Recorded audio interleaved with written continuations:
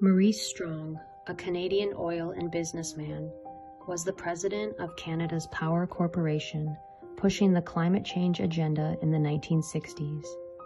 What you may not know is that Maurice was also a big power player in Tavistock's social engineering machine, and he held the Conference of 1980. He gathered occult think tankers, social engineers, cybernetic experts, and futurologists to discuss what they wanted to see happen in the 1980s. Here is a list for the Tavistock Conference of 1980. Women entering the corporate world, racially mixed breeding, the rise of Oprah Winfrey to normalize mixed marriage, youth rebellion, lesbian moms, the emergence of the fake green movement, the importance of meditation and Kabbalah to confuse Christians, the infiltration of hip-hop with gangster rap, and the New Age movement. What do you think, America? Were they successful in the 1980s? Amazing, isn't it? Do you think it is a coincidence that we started calling America the homeland after 9/11? And then we had Showtime with its popular show, Homeland? Did you know the word homeland comes straight out of the Communist Manifesto? These social scientist wizards understand you better than you understand yourself. They can profile any audience to accept lies, and they know you won't even question it, unless, of course, you have broken your programming. When we think of the word intelligence, we usually think Mossad, CIA, MI6, but we never think Tavistock. Did you know that the majority of CIA and MI6 operatives get their training at Tavistock? Here is a list of what they learn: metaphysics, mind control, behavior modification strategy, ESP, hypnotism, esoteric knowledge, Satanism, and Manichaean theology, which is understanding the duality of good and evil. So how did this happen? Let's go back to the beginning. Our Tavistock story begins in the late 1800s with Arthur Sharep Spiridovich, a white Russian loyalist who was anti-communist. He was a Russian general and claimed to be well-versed in international affairs and predicted huge world events. In 1902, he warned kings and dukes about future assassination attempts, and he was right. He also predicted the First World War due to his knowledge about the hidden hand, in which he called a secret group of 300 Jewish families controlling the world events. Spiridovich emigrated to New York and wrote the book Secret World Government. He was found dead in his hotel room in 1926 at the age of 59 from suicide. So who was this secret group of Jews? Spiridovich was talking about the Committee of 300. Walter Rathenau, a German politician, once said, 300 men, all of whom know one another, guide the economic destinies of the continent and seek their successors from within their own environment. Dr. John Coleman was a British intelligence officer who gained access to a private British museum in London. It was here that Coleman discovered the highly classified documents of Tavistock. It angered him so much he spent 5 years reading and deciphering them, and wrote the book, The Tavistock Institution of Human Relations. Tavistock was secretly started in 1913 and was funded by the British monarchy, the Milner Group, the Rockefellers, and the Rothschilds. Tavistock's first purpose was to create propaganda to start a war between Britain and Germany. The motivation behind the war was inspired by Germany's rapid progress on surpassing Britain with economic power. Tavistock's second purpose was to infiltrate America by establishing a centralized bank, removing the gold standard, and the degradation of women and religion. This group's mission was to establish a complete breakdown of America's values to enslave us. To jumpstart the program, they hired Edward Bernays. Bernays was the nephew of Sigmund Freud and was the father of public relations. He wrote 3 books, Crystallizing Public Opinion, Propaganda, and The Engineering of Consent. Bernays believed people were so irrational, and he believed so strongly in crowd psychology, that he could convince masses of people to do almost anything. Edward Bernays was a Tavistock coach and advisor to President Woodrow Wilson. Wilson ran and won the presidency on the promise that he would keep America out of war. But with the infiltration of Bernays, he persuaded Congress to declare war on Germany and started the First World War. And on December 23, 1913, while all Americans were getting ready to celebrate Christmas, Woodrow Wilson signed the Federal Reserve Act, a law that created the Federal Reserve System, the central banking system of the United States. This led to effectively abolishing the gold standard. It was now 1933, and Tavistock's mission was already 50% complete. The Central Bank of America was responsible for the Great Depression and the global financial crisis of 2007. The Federal Reserve violates constitutional law because their policymakers are handpicked by people behind the Federal Reserve. Their meetings are secret, and there is no transparency to what they are doing. In 1932, an outspoken critic of the Fed, Louis T. McFadden, said, "We have in this country one of the most corrupt institutions the world has ever known. I refer to the Federal Reserve Board and Bank. This evil institution has impoverished and ruined the people of the United States through its corrupt practices of the money vultures who control it." After the wars and the establishment of the central bank, America started to see moral decline through what historians call the New Morality, or otherwise known as the birth of liberalism. It was President Ronald Reagan that once said, "If fascism ever came to America, it will come in the name of liberalism." In the 20s, known as the Decade of Decadence, we saw the emergence of the flapper. Women were now cursing, smoking, drinking, wearing revealing clothing, and the term loose entered into the zeitgeist. This was a cause and effect directly from advertising and Tavistock music, which was pushed from these think tanks. In the 1930s, homosexuality and lesbianism became rampant, not out of any inner or latent desires, but as a means to shock the old establishment during the Great Depression. During the Great Depression, the nation was numb.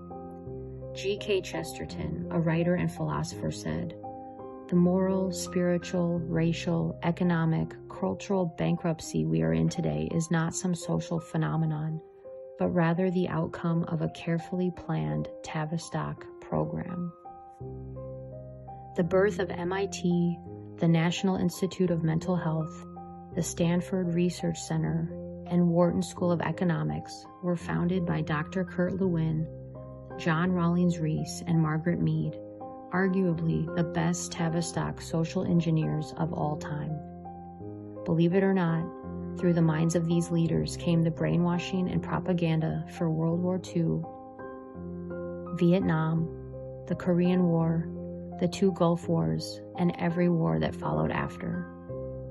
According to Dr. Coleman, the best kept secret and research that came out of Tavistock is the 3-system response. The 3-system response is how the population reacts to stress resulting from a contrived situation. A contrived situation is a crisis management exercise for world leaders.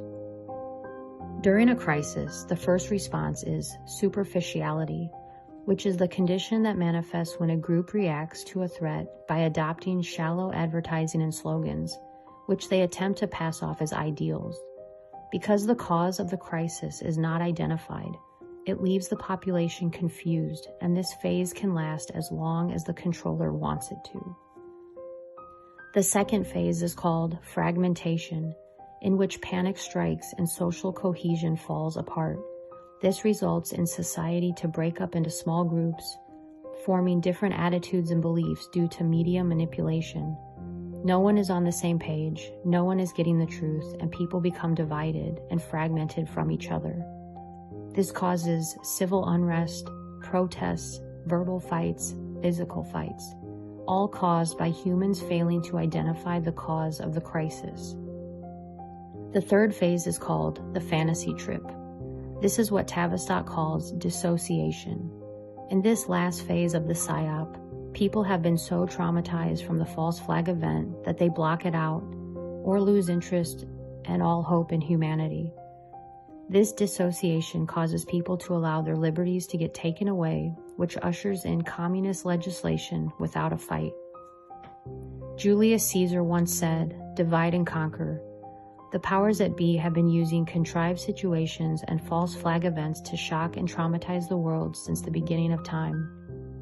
The JFK assassination, Waco, the O.J. Simpson car chase, Columbine, 9/11, Sandy Hook, the Las Vegas shooting, and don't even get me started on crisis actors. You can research that one. Do you think all of these shootings at schools and post offices, churches, concerts, and shopping malls were all just coincidence?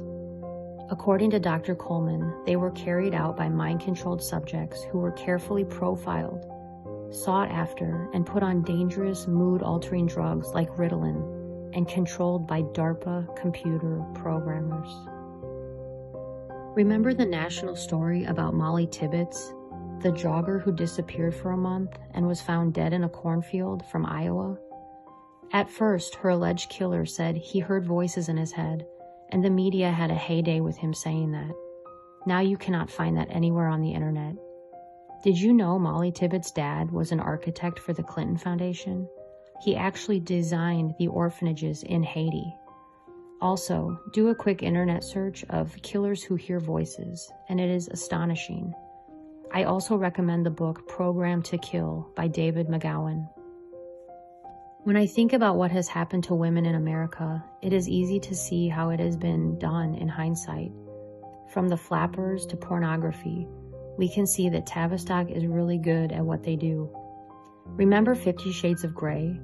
This was another mind control experiment that you could do in your own bedroom. The pain and fear that comes with sadomasochistic sex causes the brain to flow the blood away from its executive decision-making areas, the frontal cortex, which results in an altered state of consciousness in both the giver and the receiver, like doing cocaine. Do you ever wonder why certain books or movies get propped up? This always raises a red flag for me.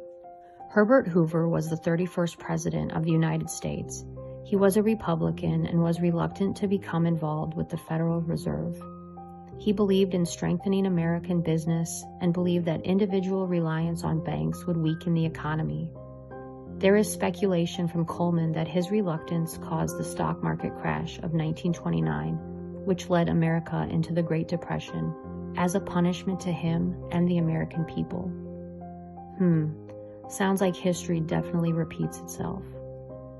Tavistock engineered the Cuban Missile Crisis as an attempt to sell the FEMA program to JFK. It was another rejection by a president, and Kennedy died that same year. Tavistock immediately signed a contract with NASA to ramp up public opinion on space. Ronald Reagan was another president who was reluctant to fall in line and had an assassination attempt on him. During Reagan's presidency, the Committee of 300 had a secret meeting to make sure that after this presidency, they remained in control with their candidates of their choice. So who was next? George Herbert Walker Bush. He was the former director of the CIA and vice president to Reagan. He was a member of Skull and Bones and was married to Barbara Bush, who keeps fetuses in jars in her home, and who is allegedly Aleister Crowley's daughter by a striking resemblance. Bush gave the famous New World Order speech following the Gulf War of '91. Next, we had a Rhodes Scholar, Bill Clinton, and then George W. Bush, and then Obama. With these presidents comes more social engineering, more false flags, and more corruption at the highest levels. John Coleman said, "We have been brainwashed into believing that communism is the greatest danger we Americans are facing. This is simply not so. The greatest danger arises from the mass of traitors in our midst. Our Constitution warns us to be watchful of the enemy within our own gates. These enemies are servants of the Committee of 300 who occupy the highest positions within our government structure. The United States is where we must begin our fight to turn back the tide, threatening to engulf us, and where we must meet and defeat these internal conspirators. Trump campaigned hard, and one of his messages was, "Drain the swamp." This is exactly what he was talking about. He wants to remove the evil from within the government. Out of all the presidents, Trump has been the most difficult for Tavistock.